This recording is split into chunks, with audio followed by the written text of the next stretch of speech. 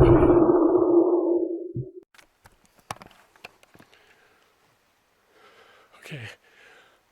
I have no clue what that sound was.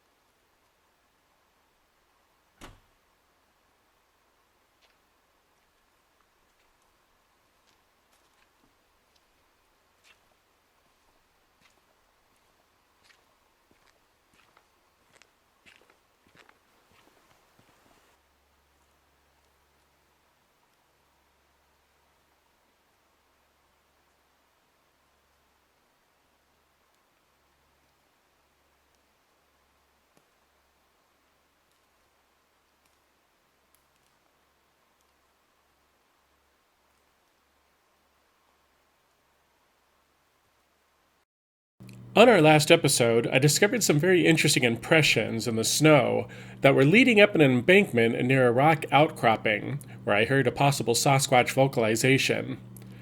The tracks were fairly consistent in size at 13.5 inches long, with a stride of roughly 33 3/4 inch, and although I am not convinced these tracks are Sasquatch tracks, I have returned to the area to continue my investigation, with the hopes of making plaster casts of these tracks for a closer inspection. Hello and welcome to SquatchBot.com. I'm Darrin Smith, and I have returned to that location where we found the interesting impressions a few days ago, and also where I heard that possible whoop. Now, I haven't arrived into that area yet, and I'm definitely paying attention to my surroundings using the parabolic microphone, but it is definitely quiet in the forest right now, and it is actually unpleasantly quiet, and I am definitely getting that creepy vibe. And oftentimes, if Sasquatch is in the area, being the apex predator that it is, oftentimes the forest will go quiet. So I have to admit I am a little haired out at the moment, but I'm going to continue my pursuits into that area where we heard the whoop and where I found those interesting impressions. Unfortunately, it must have been rather warm because the snow that was in the area has melted off, and I was really hoping that those casts could have held in there a couple more days for us to come in and cast them. So I have brought the cast making material with me and a bunch of equipment, which is why I have the large pack on, and I also brought a lot of emergency equipment as well, because coming out into environments like this, especially in the winter time, it is important to be well prepared. So I definitely have a lot of gear and a lot of equipment, and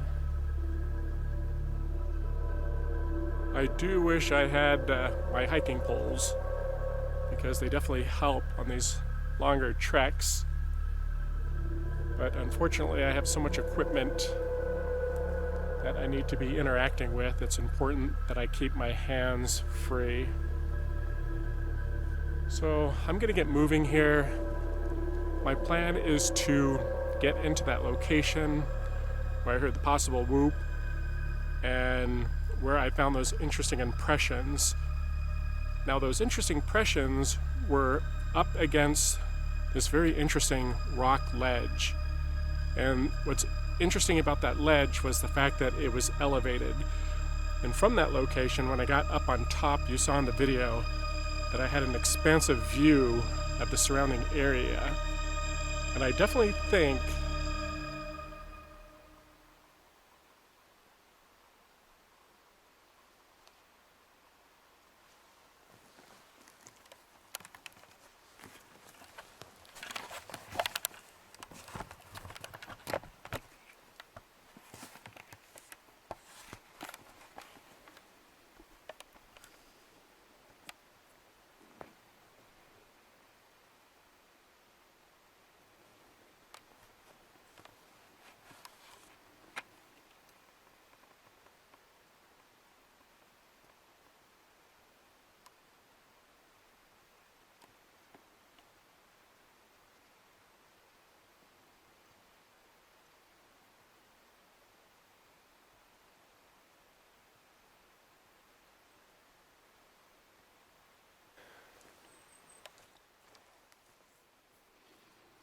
okay.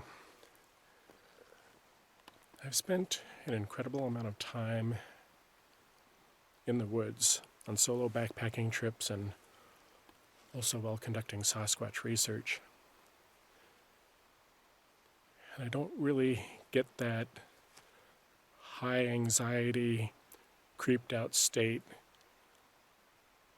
But I have to admit, coming into this area, I am definitely on full alert because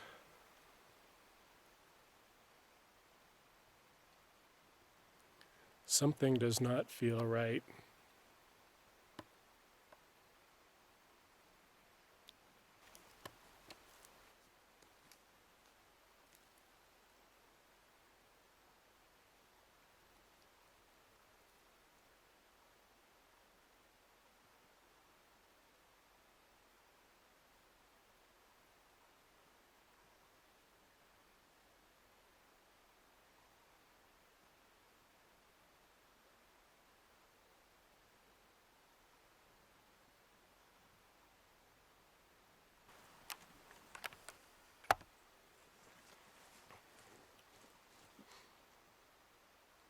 Okay. I'm getting some interesting static on my parabolic microphone.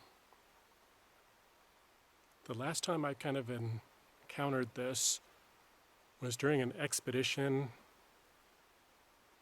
where we were conducting some strategic maneuvers, and the females in our group were acting as bait, and they were situated in an area where we believe the Sasquatch were spending a lot of time. There were 3 men on this team. I was one of them, and we hiked out of the area, and the men positioned themselves in hiding. And after a length of time, the females in the group hiked out of that area, and they walked past us. We were hoping that the Sasquatch would be following them. And what was unusual about that particular incident was we were experiencing some electronic difficulties, and I've mentioned this numerous times on previous episodes, that it seems when the Sasquatch are around, we experience a lot of technical malfunctions, unexplainable equipment failures, and it's happened so many times now, and I've seen it happen, I've experienced it. I do think something unusual is going on here.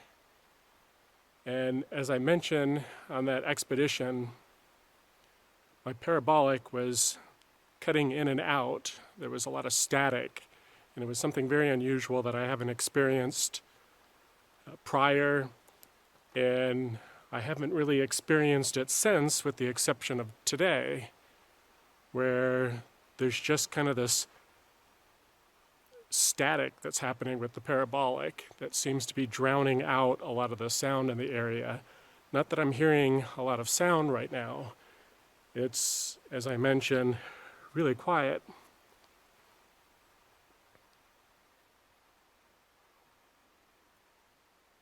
Adding an additional note here, during the incident I had just mentioned regarding the technical difficulties I had experienced with my parabolic microphone while on expedition, the 3 women in the group reported that they felt they were being approached by Sasquatch, and in their attempt to contact the other team members using their two-way radios, they discovered that all 3 of their radios were inoperable, as were their cell phones.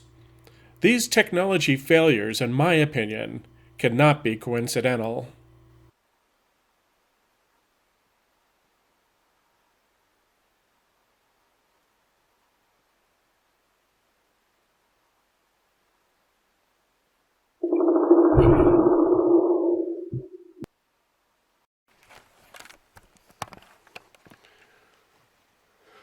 Okay, I have no clue what that sound was, but I definitely caught it on my audio recorder. We'll definitely take a look at that. But I just heard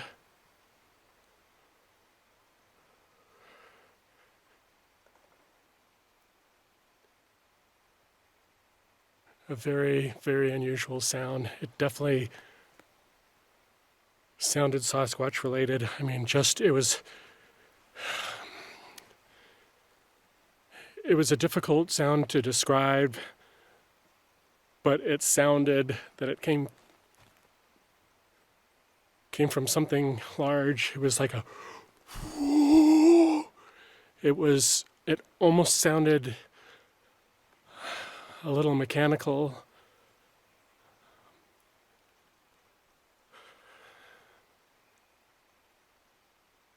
But I definitely caught it on the audio recorder. And this is my 3D sound recorder, so it records in 3D sound. So we definitely have it on audio, but I'm really kind of getting the idea that I'm not alone right now. In the location I was situated, there were a number of environmental anomalies that significantly distorted the sounds in the forest, and although I noted the sound as being almost mechanical, it did have other characteristics that did make it sound almost primate-like. The sound originated from somewhere on top of an embankment. Sasquatch sentries will often position themselves on embankments or elevated locations so they can monitor a vast area. Concluding where the sound had originated, I grabbed my gear and started powering up the embankment with the hopes of catching a Sasquatch on camera. This new area I've been investigating has very good potential for Sasquatch activity. I've received a first-hand incident report from this area, which I believe could very well have been Sasquatch related. I've found some intriguing footprint impressions, and I heard a possible whoop. This area sits up against a ridge I have been primarily focusing my field work on, and it ties in very nicely to my incident site from last March, so there is a very good chance there are Sasquatch in the area. That's the embankment, but as I moved into the area, I saw this spot here. I'm going to move up this way. I still was unable to pinpoint where that sound had come from. You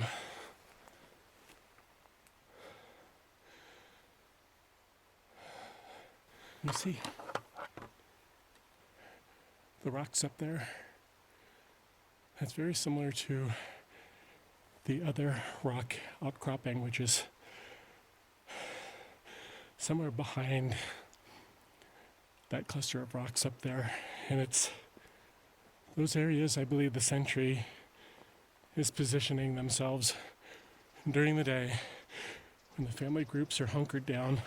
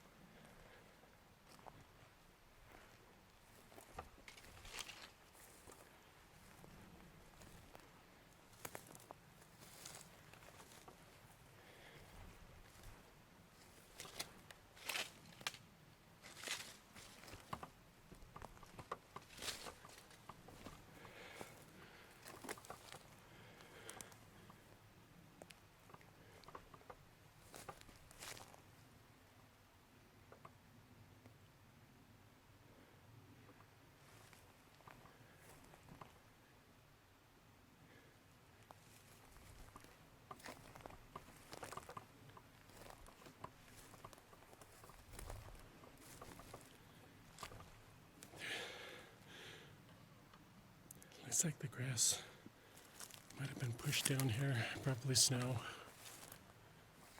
The snow has just recently melted off.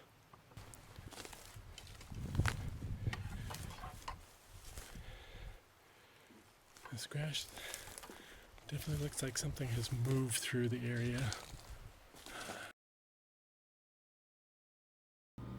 Arriving at the top of the embankment, I quickly got out the parabolic microphone to see if I could hear any movement in the area.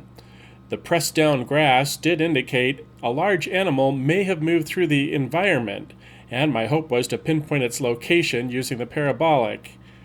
However, unfortunately, due to the surrounding canyons, the airplane traffic sound was being amplified, making it impossible to obtain any clear sound. After monitoring the area for a considerable amount of time to no avail, it was time to make a move.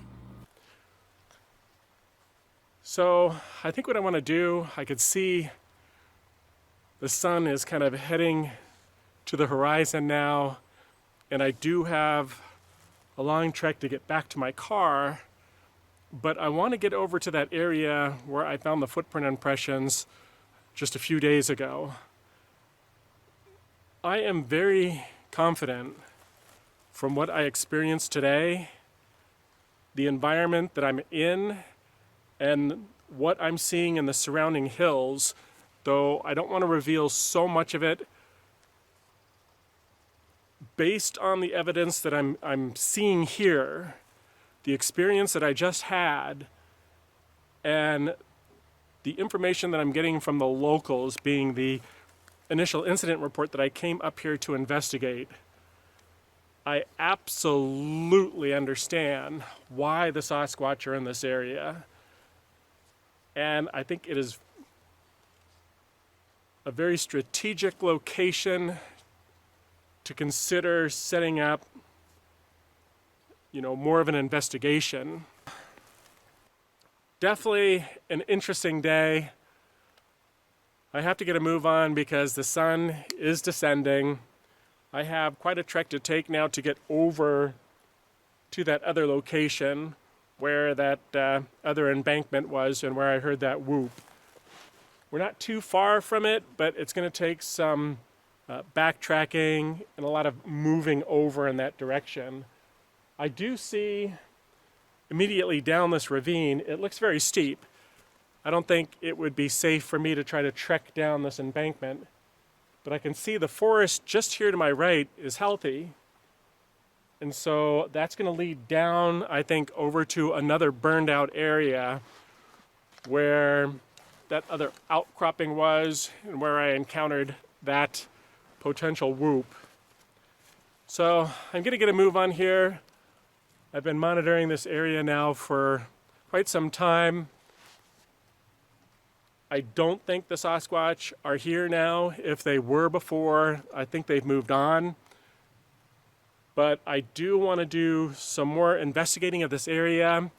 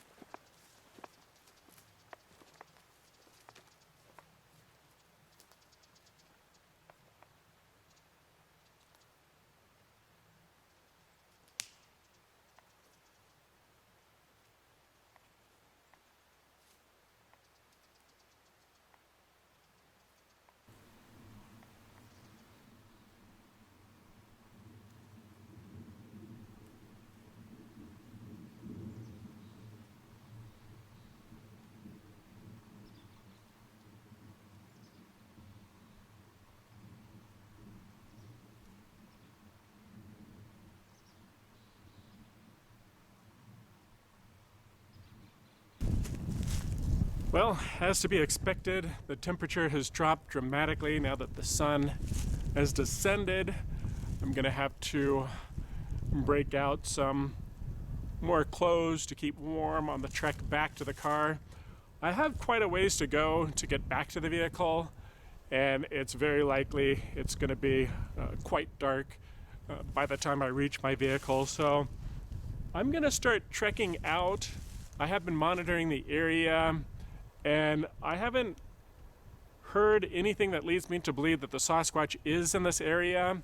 I think we did encounter them over in that other area, up on that other ridge line over there.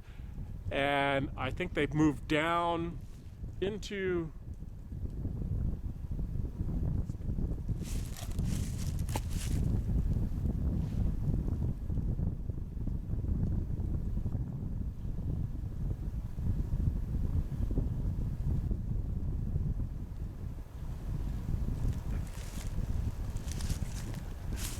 thought I saw movement. So, as I was saying, I think we experienced the Sasquatch on that other ridge. When I went up onto that embankment and got up on that ridge line, I think there was a sentry up there. I think it made the vocalization, moved down into the valley.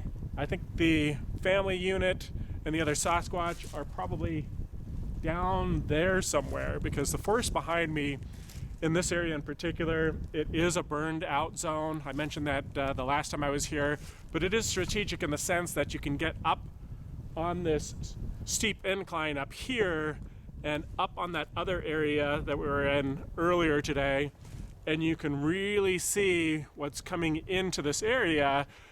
And if the family unit is down in that healthy forest down there, then I think after the vocalization was made, I think the sentries moved down into that valley, regrouped with the other family members, and I think they moved out of the area. So I'm not going to spend so much more time in this area monitoring it, because I don't think the Sasquatch are going to be in this area anymore. I think they've identified the potential threat and they moved on. So I will definitely have the FLIR out on the way back to the vehicle. I will definitely be sweeping my surroundings to see if there is any animal activity within, close proximity of me.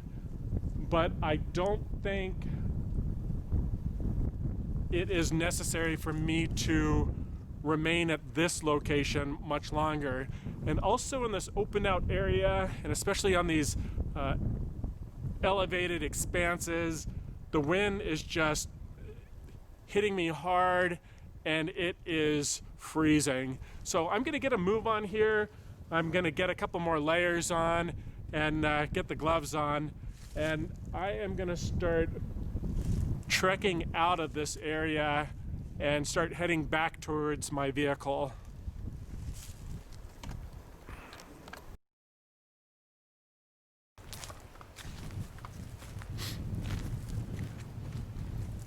Once the sun went down, it didn't take long to get dark, at which time I broke out the FLIR and began scanning the woods.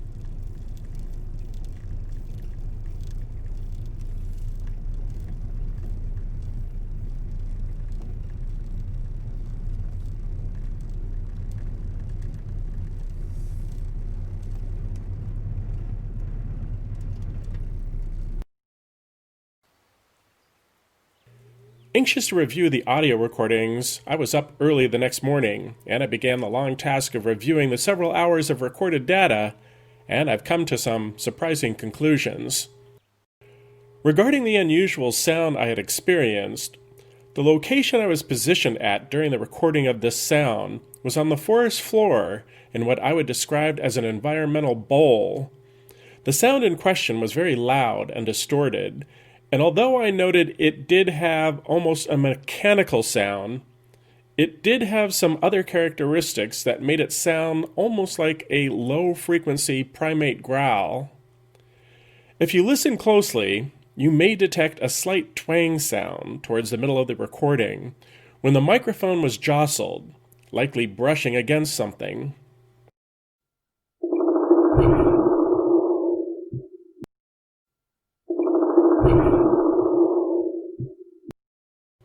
Also, if you pay close attention, you may note a repetitive, almost tapping sound.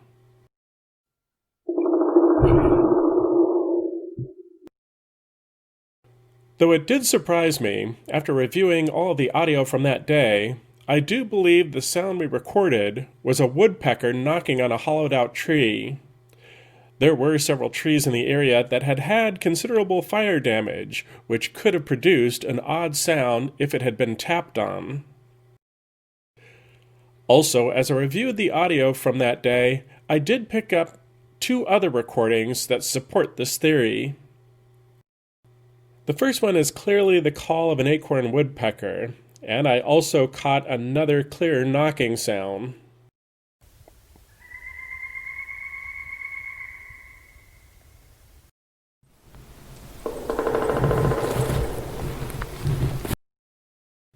Though the most likely Sasquatch evidence you could capture as a Sasquatch researcher, audio evidence can at times be very difficult to interpret. I am convinced the audio I captured on March 3, 2020 was absolutely a Sasquatch. The primate-like guttural noises, followed by the knocking sound, which could have been chest slapping, and the primate huff, was solid. And with the subsequent audio recordings captured that day, the physical evidence I discovered in the area, and the photographic evidence I obtained, I am convinced of this. Let's listen to that recording.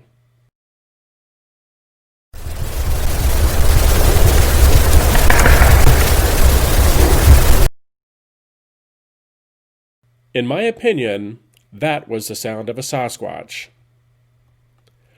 However, not all sounds will be easily identified. The animals of the forest make a wide array of sounds, from fairly passive to extraordinarily terrifying. And as researchers, it is important to try to gather as much evidence as possible to corroborate a sound, and it can be extremely helpful to capture sounds on more than one audio recording device. Also, taking a closer look at the photographic evidence of the odd impressions I discovered in the snow, I stand by my initial assessment that these tracks were not likely Sasquatch. Though they did look good, and the size, shape, and stride were all very compelling, there were a few telltale signs these tracks were not what they appeared. First, the speed at which the snow had melted indicated these tracks were very likely distorted. It was clear they were not recent tracks, and there was noticeable melting. Also, the positioning of the track suggested the animal was actually a quadruped, and surprisingly, I actually believe these were distorted deer tracks. I found deer tracks in the area, and these odd impressions did eventually intersect with them. And by closely examining the photographic evidence of these odd impressions, though distorted, there were deer track characteristics visible. And when taking into consideration the snow melt angling on the tracks that were located on the embankment, the snow melt and track distortion did match up. Although we did not find the definitive evidence we were hoping for, the discoveries did make for an interesting outing. With the local incident history of this area, and the environmental factors present, I do think this area has very good potential for Sasquatch activity. It ties in very nicely with my incident site from last March and my current research areas. The fire damage in the area is going to force the Sasquatch into using narrow corridors and choke points, when moving through this area, which make a strategic advantage for us to be able to anticipate their movement patterns. I have a lot of work cut out for myself as I investigate this new area of interest. I am still desperately trying to get up to my incident site from last March and the nest site I discovered. I truly believe the Sasquatch are hunkered down in that area, and I am going to continue my efforts to get up there, and I'll be bringing you guys along with me. Thank you again to all of you for the support and encouragement you have been showing me. It really does keep me motivated to continue my pursuits, and thank you for the nice messages you have been sending me.